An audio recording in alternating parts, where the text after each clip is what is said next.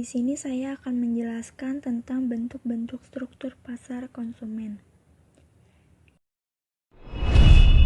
Yang pertama ada pasar persaingan sempurna. Selanjutnya yang kedua ada pasar monopolistik.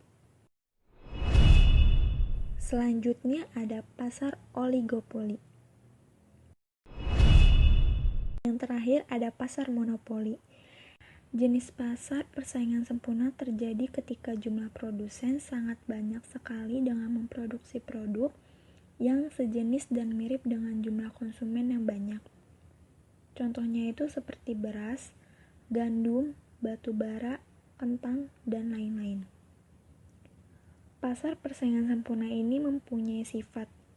Yang pertama, jumlah penjual dan pembeli banyak. Yang kedua, barang yang dijual sejenis, serupa, dan mirip satu sama lain. Yang ketiga, penjual bersifat pengambil harga atau price taker. Yang keempat, sulit memperoleh keuntungan di atas rata-rata. Yang kelima, mudah untuk masuk dan keluar dari pasar. Struktur pasar monopolistik terjadi manakala jumlah produsen atau penjual banyak dengan produk yang serupa atau sejenis. Namun, di mana konsumen produk tersebut berbeda-beda antara produsen yang satu dengan yang lain. Contohnya itu, makanan ringan atau snack, pulpen, dan buku.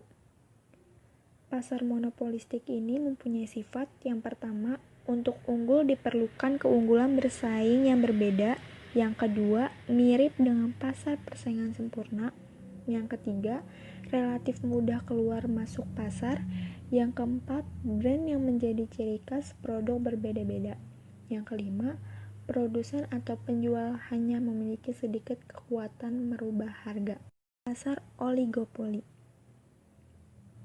yang artinya suatu bentuk persaingan pasar yang didominasi oleh beberapa produsen atau penjual dalam satu wilayah area.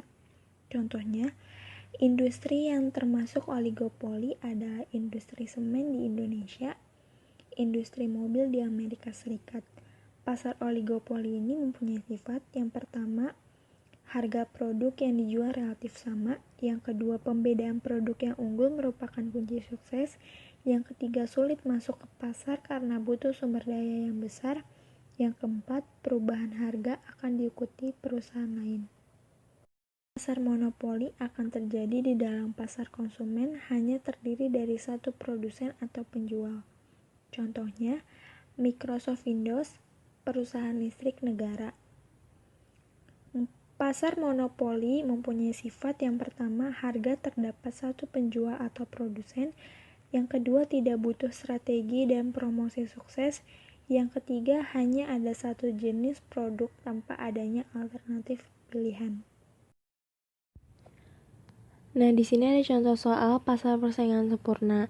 Diketahui sebuah perusahaan dalam persaingan sempurna mempunyai fungsi biaya. TC sama dengan 5.000 dikurang 10Q ditambah Q kuadrat. Ditanya, tentukan kuantitas yang memaksimumkan keuntungan jika harga pasar P adalah Rp200. Cara nyarinya, TC sama dengan TR dikurang TC. TC sama dengan TR dikurang TC. P dikali Q dikurang TC. 200Q dikurang 5.000 dikurang. Bolehkah perusahaan melanjutkan usahanya jika harga yang terjadi hanya Rp20 per unit? Cara nyarinya sama aja. TC sama dengan TR dikurang TC. P dikali Q dikurang TC. 20Q dikurang 5.000 dikurang 10Q ditambah Q kuadrat. 30Q dikurang 5.000 dikurang Q kuadrat. 30Q itu dapat dari 20Q ditambah 10Q. Terus 30Q dikurang 2Q. 30 sama dengan 2Q. 30 dibagi 2 sama dengan Q. Q-nya itu dapat 15. Berarti 30 dikali 15 dikurang 5.000 dikurang 15 pangkat 2.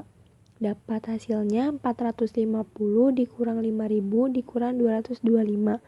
Hasil akhirnya TC-nya dapat min 4.075. Itu berarti artinya dia rugi dan dia tidak boleh melanjutkan.